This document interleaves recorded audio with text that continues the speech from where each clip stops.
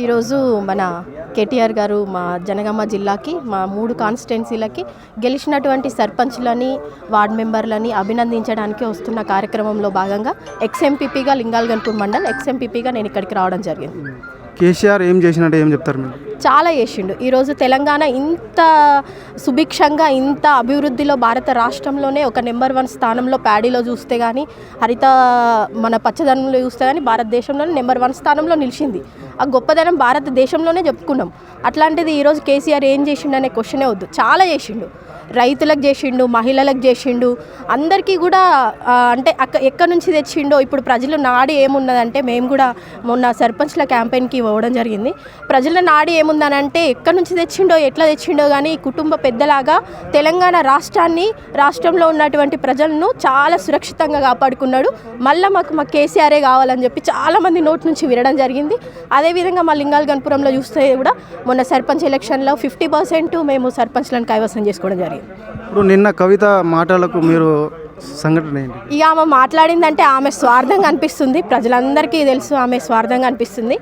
నేను కూడా ఒక మహిళనే, రాజకీయంలో నేను కూడా ఒక మండల స్థాయి దాకా ఎదిగిన మనిషినే. ఆమె ఒక తెలంగాణ రాష్ట్రంలో ఒక కీలకమైన రాష్ట్రం కోసం పోరాడి ఈరోజు గెలుపొందినటువంటి ఒక కన్న తండ్రి లాంటి, అంటే ప్రజలందరికీ కూడా మేము భారతదేశంలో జాతిపిత గాంధీ అయితే మాకు తెలంగాణ జాతిపిత కేసీఆర్గా మేము భావిస్తాం. అట్లాంటిటువంటి జాతిపిత కడుపులో పుట్టినటువంటి కవిత ఒక లిక్కర్ స్కామ్లో దొరకడం అంటేనే అప్పటికే సిగ్గుచెట్టామే. ఇప్పుడు బయటకు వచ్చి ఆమె స్వార్థం కోసం ఇప్పుడు కేటీఆర్ గారు ఉంటే ఆమె రేపటి భవిష్యత్తులో ఆమె రాజకీయానికి ఎదుగుదలకి అడ్డుపడుతుందేమో అని చెప్పేసి ఆమె స్వయం కృషితోటి నేను బయటకు వచ్చి నేను వీళ్ళ మీదనే నేను నిలబడి ఏదో సాధిద్దాం అనుకుంటుంది. కానీ భారత మహిళలకి, అంటే మన తెలంగాణ మహిళలకి, తెలంగాణ రాష్ట్ర ప్రజలకి అందరికీ తెలుసు ఆమె ఈరోజు ఈ పార్టీలో 10 సంవత్సరాలు కీలకమైన పార్టీలను అనుభవించింది. మరి అప్పుడు ఇవన్నీ కళ్ళు కట్టినట్టు ఆమె కళ్ళ ముందు జరిగితే నిజంగా న్యాయం మాట్లాడేదైతే అప్పుడే చెప్పాలి, ఇది న్యాయంగా, ఇది మీరు సరైన పని చేయట్లేదు, నేను ఇండ్లుండి ఇక్కడనే ఖండిస్తా అని చెప్పాలి. ఇప్పుడు పార్టీలు ఉన్నంతసేపు సప్పుడే కూకొని పార్టీల నుంచి బయటకు వచ్చిన తర్వాత ఇవన్నీ అవాకులు చివాకులు చేసుడు, తెలంగాణ పార్టీ ఏమీ కిందని మాట్లాడు, ఇదంతా కరెక్ట్ కాదు. సమాజం అన్ని గమనిస్తూనే ఉంది. తప్పకుండా సమాధానం చెప్తుంది. రైతును బాగుపరిచిందంటే ఎవరంటారు? కేసీఆర్ గారు. ఎందుకు? ఈరోజు రైతులు, మేము కూడా రైతు కుటుంబమే, రైతు కుటుంబం నుంచి వచ్చినాము. పంట మనం ఇంతసేపు అడిగినట్టు టీడీపీ కాలంలో నిజంగా కరెంటు తీగల మీద బట్టలు ఎండేసే పరిస్థితి, గొడ్లు గోదలు అన్నిటికీ నేల మీద కనీసం సరైన తిండి లేక బలసపోయినటువంటి 2004-05లో నడిచింది. కానీ తెలంగాణ ప్రభుత్వం వచ్చిన తర్వాత కేసీఆర్ గారు చెరువు పుడికలు తీయించిండు, మిషన్గా కాకతీయ పథకం పెట్టి చెరువులకు నీళ్లు తీసుకొచ్చిండు, ఎన్నో ప్రాజెక్టులు నిర్మించిండు. ఇప్పుడు మా జనగాం కాన్స్టిట్యున్సీకి చూసుకుంటే 3 ప్రాజెక్టుల ద్వారా చాలా మంచి వరి పంట వండుతుంది. దాంతోపాటు రైతులకి తోడ్పాటు ఉండాలి. వాళ్ళకు వచ్చినప్పుడు అంటే ఇప్పుడు మనము పెట్టుబడి పెట్టడానికి సహాయం లేక కూడా రైతులు కొంచెం పంట వేసుకోవడానికి ఇబ్బంది అవుతుందని చెప్పి పెట్టుబడి సాయం ఇచ్చిండు. ఇట్లా ఎన్నో పనులు చేసిండు. ఒక రైతు కుటుంబం చనిపోతే రైతు ఎట్లా జీవనాధారము వ్యవసాయం మీద ఆధారపడి ఉంటుంది. ఒక రైతు చనిపోతే కుటుంబ పరిస్థితి రోడ్డు మీద పడుతుందని చెప్పి ఆ పిల్లల చదువుల కోసం, ఆ భార్య ఇంట్లో ఉండడం కోసం రైతు చనిపోతే 5 లక్షల బీమా ఇచ్చిండు. ఇంతకంటే ఏం చేస్తారు? చాలా చేసిండు. ఒక రైతు కుటుంబంలో ఉట్టి కరోనా టైంలో మీ అందరికీ తెలుసు, హైదరాబాద్లో మంచి రాష్ట్రాలల్లో కంపెనీలు అన్నీ ఊసిపోతే ఒక్కొక్కరు వాళ్ళ కొడుకులను తీసుకొచ్చి ఈ ఊర్లో పెట్టుకొని 6 నెలలు చదువుకుర్రు. ఎట్లా చదువుకుర్రు? రైతులు మంచిగా ఉంటేనే కదా, తల్లిదండ్రులు మంచిగా ఉంటేనే పిల్లల్ని కూడా ఇంటికాడ పెట్టుకొని చదువుకునే అంత ధైర్యం వచ్చింది రైతులకు. మహిళను కోటీశ్వర్లు చేస్తా అన్నాడు, చేసిన ఎవరు? రేవంత్ రెడ్డి ఏం చేయలే. కోటీశ్వర్లను చేస్తా అన్నాడు మహిళను. అవును, కోటీశ్వర్లను చేసిండు. ఇప్పుడు ఫ్రీ బస్సు పెట్టి తెలంగాణ రాష్ట్రంలో ఉన్నటువంటి గుళ్ళు గోపురాలు అన్ని తీసుకొని అన్ని పోయి చూసిరాండ్రి. ఇక మీరు ఇప్పుడే నా హయాంలోనే చూస్తారు, తర్వాత చూడరు అన్నట్టుగా వాళ్ళకి ఎగబెట్టిరు. ఇవాళ నిజం చెప్పాలంటే భార్య భర్తలు కలిసిపోయే పరిస్థితి లేదు బస్సులో. అట్లాంటి పరిస్థితి తీసుకొచ్చిండు. 2500 వస్తలేదా? 2500 ఎక్కడ వస్తుంది? అసలు ఆ ఊసే లేదు, ఆ ఊసు కూడా లేదు ఇప్పటి వరకు. తెలంగాణ రాష్ట్రంలో ఆ ఊసే లేదు. బోనస్ ఎత్తా అన్నాడు గ్యాస్కు, అది కూడా లేదు, బోనస్ కూడా లేదు. కేసీఆర్ సభ పెడితే ఎలా ఉండబోతుంది? కేసీఆర్ జనగామ జిల్లాలో కలెక్టర్ ఆఫీస్ ఓపెనింగ్ కూడా మన పార్టీ ఆఫీస్కి వచ్చినప్పుడు దద్దరిల్లిపోయింది. ఇంకా అంతకు మించి ఉంటుంది. ఇప్పుడు కాంగ్రెస్లో ఉన్న వాళ్ళు కూడా చాలామంది అసంతృప్తిగా ఉన్నారు. వాళ్ళు అందులోనే ఉండి తృప్తి లేక ఉన్నారు, నాయకులు కావచ్చు, కార్యకర్తలు కావచ్చు. మళ్ళీ ఎప్పుడెప్పుడు దారియుక్త తెలంగాణ మళ్ళీ టీఆర్ఎస్ పార్టీలోకి వద్దామా అన్నట్టయినా గోడ మీద పెట్టి చూస్తూ ఉన్నారు. టీఆర్ఎస్ పార్టీ ఈసారి ఎన్ని సీట్లు గెలవబోతుంది టీఆర్ఎస్? నెక్స్ట్ ఎలక్షన్లలో ఖచ్చితంగా సీఎం అయ్యే విధంగా మేము గెలుస్తాం. ఎందుకనంటే రేవంత్ రెడ్డి చేసిన అటువంటి అభివృద్ధి ఏం లేదు. వాళ్ళ పార్టీలో ఉన్న చాలామంది నాయకులకే అసహనం అసంతృప్తి కనబడుతుంది. కాబట్టి తప్పకుండా ఫుల్ మెజారిటీ తోటి మళ్ళీ తెలంగాణలో మన టీఆర్ఎస్ పార్టీ ఫామ్ అవుతుంది. మళ్ళీ మన కేసీఆర్ గారే సీఎం అవుతారు. ఖచ్చితంగా మేమందరం కూడా తెలంగాణ ప్రజల మహిళల ఆశీర్వాదం తప్పకుండా ఉంటుంది. మేము ఇప్పుడు మొన్న జరిగిన గ్రామ పంచాయతీ ఎన్నికలలో గెలుపొందిన సర్పంచులు ఉప సర్పంచులు వార్డు మెంబర్లకు అభినందన సభ ఏర్పాటు చేసినటువంటి మా పార్టీ వర్కింగ్ ప్రెసిడెంట్ కేటీఆర్ గారు వస్తున్న సందర్భంగా మేమందరి వారికి మద్దతుగా మేము గెలిపించిన వార్డు మెంబర్లు సర్పంచులు ఉప సర్పంచులు తీసుకొని ఈ సమావేశం అవడం జరిగింది. బీఆర్ఎస్ పార్టీ పని అయిపోయిందంటే మీరేమంటారు? పని అయిపోయిన పని అయిపోతుంది, దగ్గర పడ్డది, వాళ్ళ పని దగ్గర పడ్డది. ఎందుకంటే దానికి ఇప్పుడు నిదర్శనం జరిగిన స్థానిక సంస్థల ఎన్నికలు మీకు కూడా తెలుసు. మీరు ఎందుకంటే మీరు ప్రజలు ఎప్పటికీ మాకంటే ఎక్కువ మీరు అందరి మా పార్టీ అన్ని పార్టీలను మీరు మాట్లాడుతూ ఉంటారు. కాబట్టి గతంలో బీఆర్ఎస్ గవర్నమెంట్ ఉన్నప్పుడు ఈ స్థానిక సంస్థలు ఏమైనా వస్తే ఏవో 90% గెలిచేది, సర్పంచులు కానీ ఎంపీటీసీలు కానీ ఎంపీపీలు కానీ జడ్పీ చైర్మన్లు కానీ. కానీ మొన్న జరిగిన ఎన్నికలలో సగానికి సగం సీట్లే వాళ్ళు గెలుచుకున్నారు. అంటే అధికారంలో వాళ్ళు ఉన్నప్పటికీ 2 సంవత్సరాలు వాళ్ళు అధికారం వచ్చి అధికార పార్టీలు ఉన్నప్పటికీ కూడా మేము అన్ని సర్పంచ్ సీట్లు గెలుచుకున్నామంటే అదే నిదర్శనం. వాళ్ళ పతనం స్టార్ట్ అయింది, వాళ్ళే పోతారు. నిన్న కవిత కామెంట్ చేసింది 10 ఏళ్ళు ఏం పీకారని అంటుంది. దాంతో మీరు ఇప్పుడు మేము ఆమె మీద మాట్లాడడం కరెక్ట్ కాదు. కానీ ఆమె 10 ఏళ్ళు ఎక్కడున్నది, ఆమె బీకిందో చెప్పాలి ఫస్ట్. ఇప్పుడు ఆమె బీకిందో చెప్పాలి, పీకనప్పుడు ఎందుకున్నది ఫస్టే పోవాలి కదా. ఆమెకి ఏమి ఇస్తలేరని, ఆమెకు అధికారం ఇస్తలేరు, నాకు ఇంపార్టెన్స్ ఇస్తలేరని చెప్పి ఆమె విలువ ఒడగొట్టుకోవడానికి బయటికి పోయింది. నేను ఒక మాట చెప్పాలంటే ఆంధ్రప్రదేశ్లో షర్మిల ఎట్లయిందో అంతకంటే అధ్వానమైన పరిస్థితి మీకు వస్తుంది 50 రోజులలో. ఆమె మాటలు పట్టించుకోవాల్సిన అవసరం లేదు. ఆమె ఇన్ని రోజులు గౌరవించింది కూడా కేసీఆర్ కూతురుని మాత్రమే ప్రజలు గౌరవించాలి, మేము నాయకులను గౌరవించాం తప్ప ఆమెకి ఏం గౌరవం లేదు పార్టీలో. ఆమె పార్టీ కోసం చేసినేం లేదు. కేసీఆర్ సభ పెడితే ఎలా ఉండబోతుంది? ఇక అది ఊహించని రీతిలో ఉంటుంది సభ. ఇప్పుడు మన ప్లీనరీ చేసుకున్నాం కదా, దానికంటే ఎక్కువ సభ సక్సెస్ అయ్యే అవకాశాలు ఉన్నాయి ఇప్పుడు. ఎందుకంటే ప్రజలు స్వచ్ఛందంగా రావడానికి సిద్ధమైనలు. ఇప్పుడు ఇవాళ ఈ అభినందన సభకు రావడానికి కూడా మేము వస్తామని కూడా చెప్తున్నారు. కాకపోతే ఏంటంటే ఇది మన చిన్న ఫంక్షన్లు బహిరంగ సభ కాదు కాబట్టి లిమిటెడ్ ఊరు నుంచి 5-10 మంది మాత్రమే రావడం జరిగింది. ఇక్కడ రైతులను బాగుపరిచింది ఎవరు అంటే మీరేమంటారు?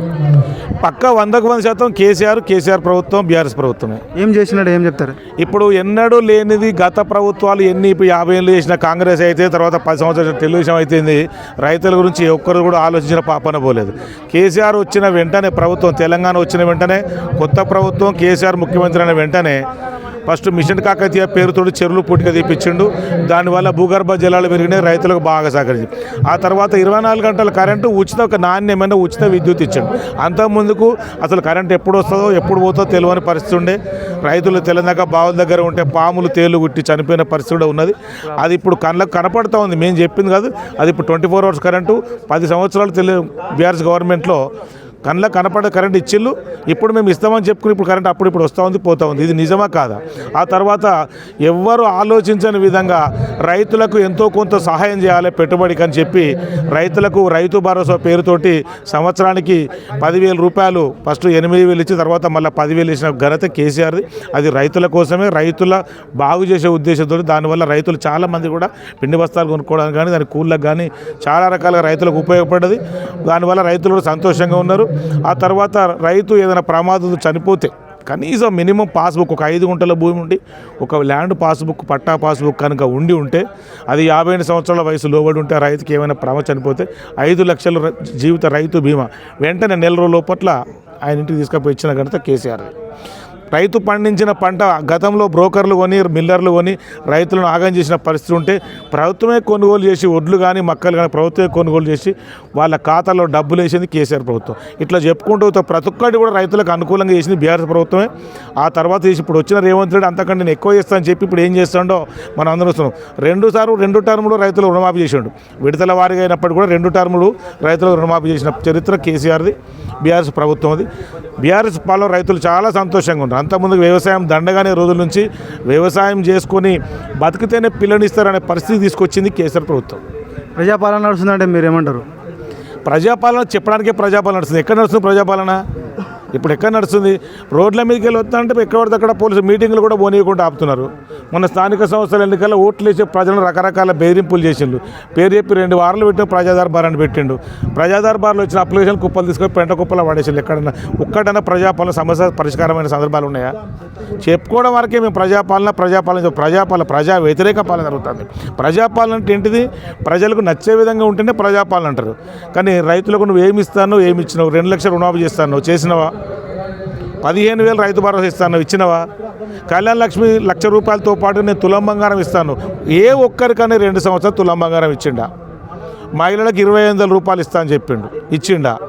పెన్షను 3,000 నుంచి 5,000 6,000 చేస్తా అని చెప్పిండు, ఎవరికైనా ₹1 పెన్షన్ పెంచిండా? ఏం చేసిండు? ఆయన ఇచ్చిన గ్యారెంటీలు ఎక్కడ అమలు చేసిండు? అన్ని దొంగ 420 హామీలు, దొంగ హామీలు.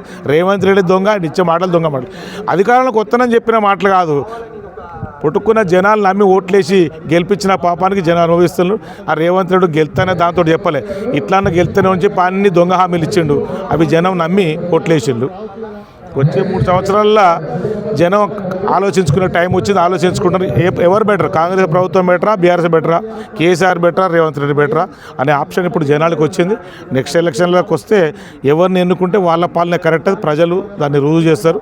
అదే ఫైనల్ రిజల్ట్. కేసీఆర్ అప్పు చేసిండా నిజంగానే?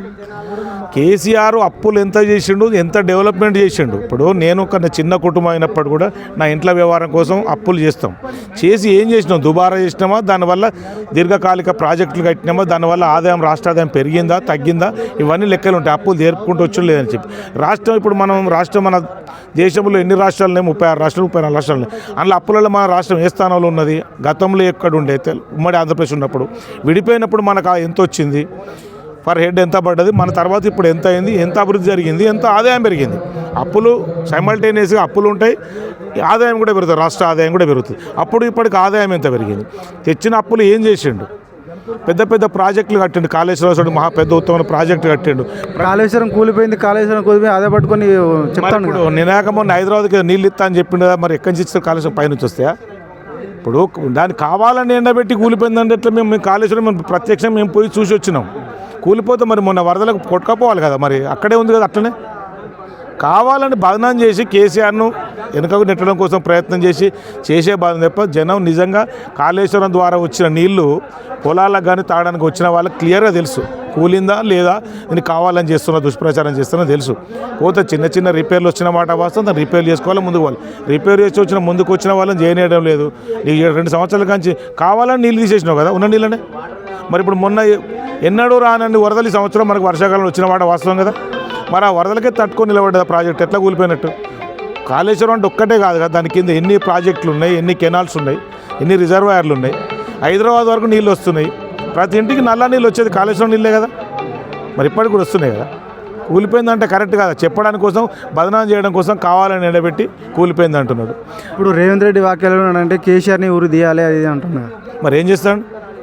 2 సంవత్సరాలు అయింది కదా, ఎవరొద్దు అంటాను. అన్నీ ఉరి చేసే రోజులు వచ్చినాయి. కేసీఆర్ని ఉరి చేసే రోజులు, ఆయన రేవంత్ రెడ్డిని ఉరిదిస్తారు, రైతులే ఇస్తారు ఉరి. నోరున్నది కదా, అధికారం ఉన్నది కానీ ఏది పడితే అది మాట్లాడితే చెల్లే రోజులు పోయినాయి.